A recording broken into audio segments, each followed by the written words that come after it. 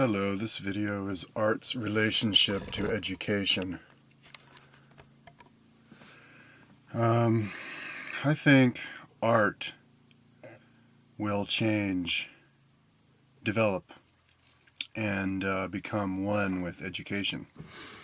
With the whole transformation of our world, a lot of different aspects are coming together. Religion and science are coming together quite rapidly nowadays for obvious reasons. Well, I don't want to talk about that now, but art and education, as like visual art as well as musical art. I think there's education can be something that's educational can be very beautiful to look at,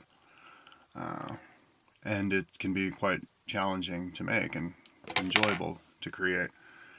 I have made two things that I can think of. Well, actually three things. One of them is a Power of 10 page, where you get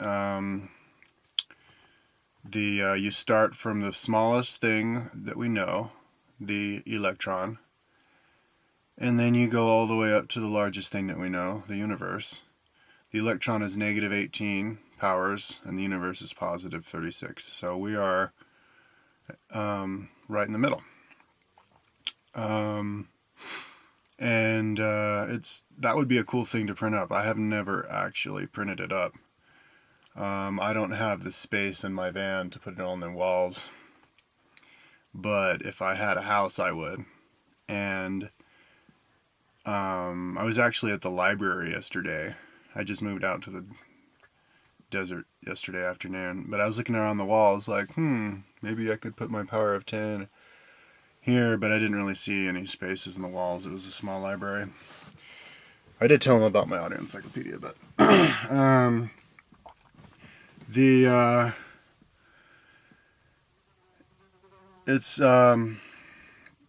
it has something that's in that power, the field, whatever it is, across the screen, and all the things that are within that size next to each other. And then you go one power up, and then you have all those things 10 times smaller, and then all the other things that fill up the size. And then you go one power up, and those things that filled up the size are 10 times smaller, so you can see them compared to each other as you go up. I consider that a work of art. Something that's pretty to look at, something that would captivate your attention and just marvel at. And it's also education, educating you on how big everything is.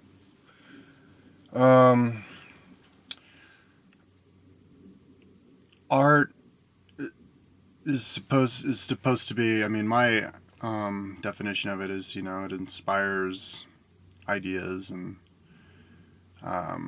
is beautiful to look at. So anything that inspires ideas, it's education. There's another thing that I made that is it's the timeline of the world. And the idea is to put everything in the world that has happened in the history of the world in all of the countries, like right there in front of you, so you can see it, the whole thing, right there. I consider that art. But you would have to, even though it's just words, you could make it art, make it pretty. It's already color coded, so if you printed it up in the original colors that it is on the website,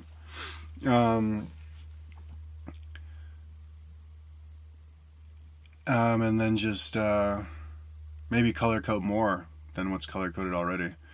I have the different parts of the world in their own little color coding, and then movies made out of the events in their color coding, and then the different in the traditional timelines that goes across, it's all different events or different colors. But anyway, you could turn that stuff like that. You could turn that could be considered art, but art, you can, there's lots of different ways that you can express truth, information.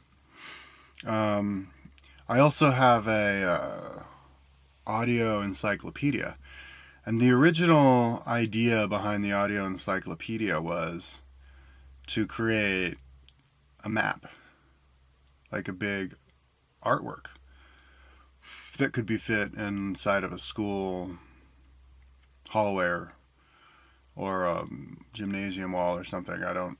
No, you could fit it on a hallway. And the idea behind that was to put everything right there together. All of the animals, all the plants, and then break, and kind of like the power of 10. You would have all the plants, and then inside the plants you would have all of the foods. You know, all the animals, inside all the animals, all of the vertebrates and invertebrates, and then the extinct animals in their own category. And putting that on a giant poster can be artwork in itself. Making it something that's clear for people to look at, something that they want to look at. And they'll look at it and they'll be like, you know, everything, it's all the words are the same size. All of the animals that they represent or something are the same size. So you can see how many marsupials there are compared to how many ungulates there are, based on how big the bubble is that the words representing those animals are. And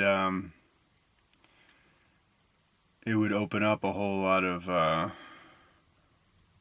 understanding on the world, what animals this world has, and include everything, though, all of the different illnesses. How many illnesses? Somebody could be like, oh, look, there's just as many illnesses as ungulates. Well, actually, there's more illnesses than ungulates. There's just as many illnesses as species of insect. Wow, I wonder if that means anything. You know, lots of different little ideas people can come across by looking at them. And, I mean, the door is wide open. There's so many different ways that you could experiment with that and make it into art. Art representing truth and reality, and not just abstract, very specific, abstract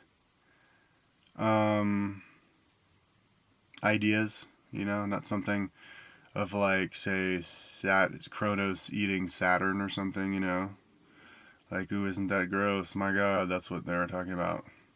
But like, actually, turning maps into art. You know, the map of the world up there, that's art as far as I'm concerned. It's beautiful to see and interesting to look at. I also have a page of religious statistics. And maybe I could put that in my car somewhere. I did print up the inventions. I have like all the inventions, or important inventions, which of course I'll add to. But since the beginning of time, and that's an interesting thing to look at, because you can, like, even though it's just a list, you can look at it and enter in the century. Like, when I looked at the list of inventions, I was surprised to see that the 17th century was the beginning of invention. That's when most of the stuff that we use today started coming around. That's when our lives started to resemble what they are today. I'm not the 17th century. It was the 1700s, not the 1800s. The 1800s was like when we started making like mechanized stuff, but back in the 70s. So yeah, learning stuff by looking at that. I think those should all be, and also The religious statistics should all be in schools. I made a religious statistic page, and it was organized. You can put all the different religious statistics together and compare them with each other. And because my idea is that there's really no limit to how much information you can put up on a wall all together where you can see it at the same time. Because the words could be just as small as like they are in a book. And if they're that small, I mean, the entire history of the world, I had BC was like 40 feet long. AD was like 40 feet long. The power of 10, if you were to put each block next to each other, is 36 plus 18 pages. So that's 46, 54. 54 of these, 54 feet long, of just that long. You could put that in any, of that high because it's a page, you could put that in any school hallway. And school hallways have a plethora, and they have an abundance of space on them. And you can make space. If they don't have space right now, you can make space. Posters of be all you can be and excellence is in the eye of the beholder, whatever. Those could be placed someplace else. Personally, those kinds of, I find those kinds of posters patronizing. I want to see something that's got raw data. And it also goes in line with where our educational system is going. I think it's becoming more holographic. When I say holographic, I mean you can see the light at the end of the tunnel. It's in direct line with the final goal. It's not compartmentalized anymore. You don't find out on Tuesday what you have to study for that the test is going to be on Thursday. You know when you're 2 years old what you're going to know, what you're supposed to know when you're 18. And you have from when you're 2, or when you enter school, when you're 5, until when you're 18, to accomplish any one of these subjects in any order you want. Power's in your hands. And so you just throw all that information out there on the wall. We're going to expect you to know all that stuff on that wall, inside and outside. And so go for it, whatever suits your fancy. Because when people look at, because people, they have different interests, and they pick up on those interests when they're tiny. People, somebody who's interested in something, and they're like, "Oh yeah, when I was 5 years old, I saw a picture of a map of the brain, and I just got inspired, and I wanted to find out what that was all about, and that's why I'm a neuroscientist now." So the earlier you expose people to stuff, to a wider range of stuff, the more chance they're going to find out what they're interested in at an earlier age. Compartmentalized education is bad. It leads to compartmentalized government. And, everything having to be on a need-to-know basis. And, well, we all know what that leads to. Lies and deceit and ignorance. And